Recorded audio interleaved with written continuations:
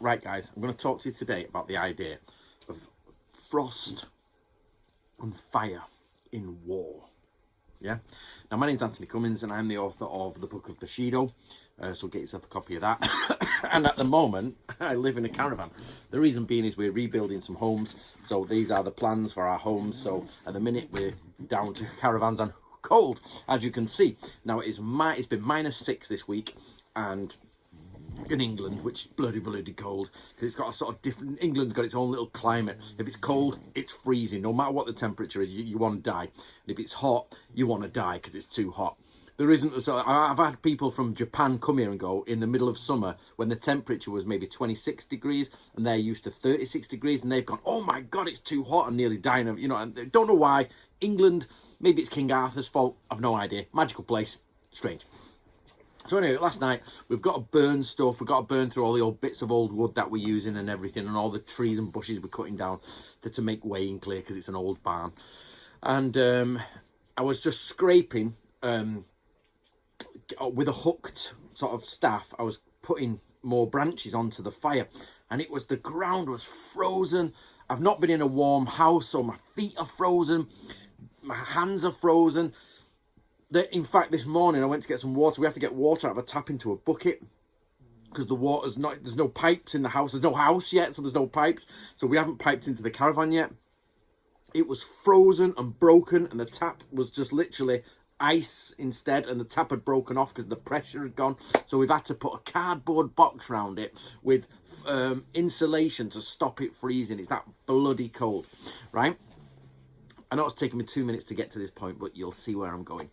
So last night I had a roaring fire going, and if you've ever been out there in the wilderness, which I do a lot, or I used to do a lot, I still do now, but not as much, and that is, you've got cold on your back and fire on your front. So your front's hot, you're actually sweating, lads, you'll stink, you're like, oh my God, I stink, but you're freezing, your back's freezing.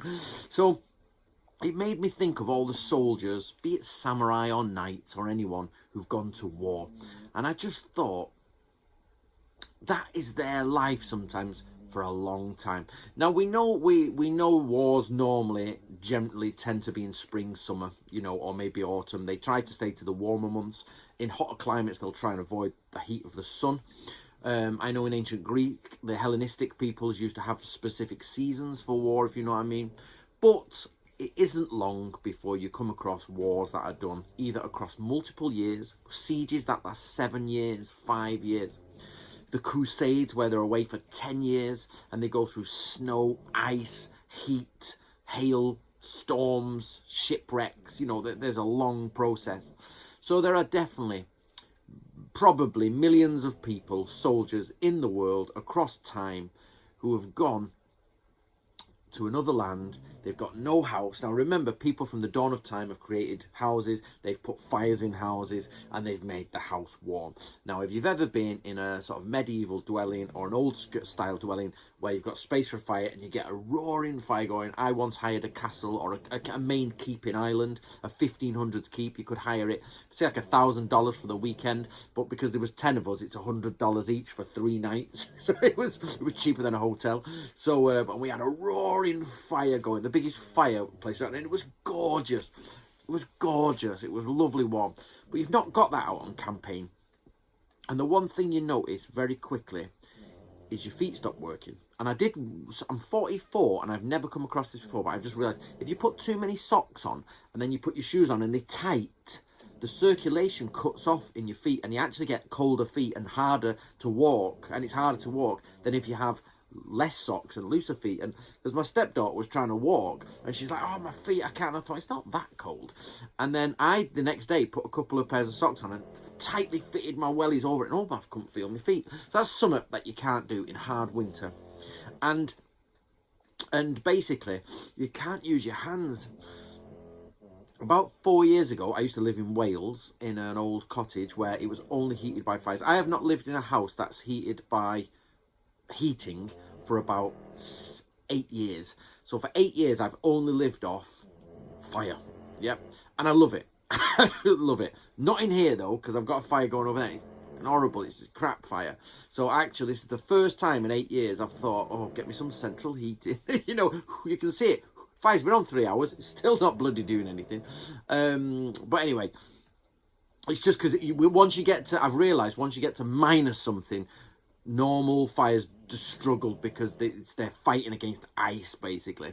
So imagine out there for not 1 or 2 days, a campaign's worth of hands with some, maybe you get chilblains or you get frostbite and you lose fingers. You've got to fight, and when I was younger and used to fight and you punch someone and you're all right, you're in their element and you're just in, they go bang, bang, bang, and down they go bang, bang, bang, bang, and you're on top and your fists are no problem. I'll tell you what, I'm 44 now, and the idea of punching someone in their skull fills me with fear. My bloody hand. Do you know what I mean? And in the cold, it's worse. And then you think of when some metal, I've had to pick up a pounder because we were putting cess tanks in. I was pounding the frozen earth with a blood, and the metal was freezing. Now, my dad used to work, before he owned his own company, he used to work as a tyre fitter. And I remember back in the day when I was a young lad, 5 or 6 year old, used to go to the bloody yards, and they've got fires burning with old tyres and stuff like that. Back in the days, burnt anything. Everybody's freezing, snot hanging off everybody's noses. And have you seen Kingdom of Heaven? There's a bit in Kingdom of Heaven where the blacksmith's apprentice, so Orlando Bloom is the blacksmith. The blacksmith apprentice is got snot hanging off his nose. It's frozen. The water's frozen. He has to break the bucket. That's exactly what I did this morning. I was snot hanging out my nose, frozen. I'm breaking a bucket because we have tap water and we have rainwater for just washing, and because it's a ball lake going all the way over to the tap at the other end of the field, so we just have rainwater collectors for washing up, and it gets cozy and everything in her caravan because we sorted the fire out better, and it's all nice. But freezing at night, I have to go out in my flip-flops with ice on my toes and break the bloody water and bring some in. Then she boils the kettle and it's all nice, and we have, like, you know, she washes up and everything. We've got water for brews and all that. So it's all right when we go like, so back to the Book of Bushido, you know, this idea of like, the warrior way and everything. You try it. Try it. Even when I try to punch someone in the freezing cold. It's horrible. It's horrible. And the other night, as I say, I was on the fire scraping it, and suddenly you get into this format and you're like, okay, halberds are about, Yari, Naginata, and you're like, woof, horses go down, yeah, let's just ram that guy over and kill him. And you're like, yeah, but the dexterity in your fingers goes quickly when you're frozen solid. So when you get the winter campaign, now Nick from the Shogun will probably be able to answer this more, or Scott from Sengoku Studies if you follow Scott.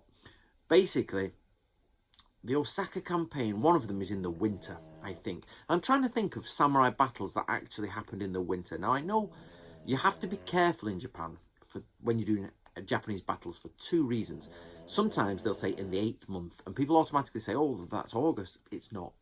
So the first month is normally about February, so because it's based on the Chinese calendar. So when people say, oh, the battle was in the 10th month, is that October? And you're like, well, no, that's actually November. Now the thing, or if it's in the 8th month, it's in September, not August.